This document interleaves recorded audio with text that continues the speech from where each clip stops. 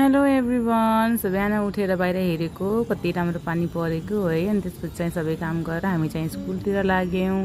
अनि बाबु म स्कुलतिर गयौँ। स्कुलबाट आएर बाबुले आफ्नो पढाइ गर्दै थियो अनि म चाहिँ भिडियो सुट गर्नतिर लागेँ। अनि यसो सोच्छु कि आज स्कुलबाट आएर आधा घन्टा त मलाई सोच्नतिर लाग्छ कि आज के भिडियो सुट गर्ने होला, केही नयाँ के गर्ने होला, अनि केही नयाँ सोच्दैन। अनि टाइम पनि धेरै भइसकेको हुन्छ। अनि म चाहिँ यसै काम गर्न लाग्छु अनि क्यामेरा अन गर्छु अनि सुट गरिहाल्छु। जस्तो जस्तो सुट हुन्छ जे हुन्छ अब होस् भनेर।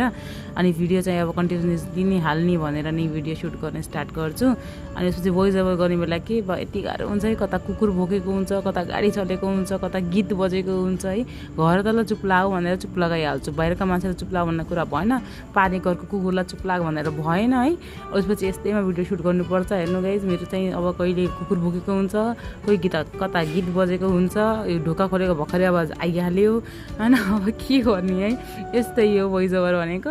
अनि त्यसपछि मैले काम गर्नुतिर लागेँ। कति धेरै गर्मी भएको के, पानी परेको बिहान, तर दिउँसो कति धेरै गर्मी भएको के। आजलाई यति नै, बाइ बाइ।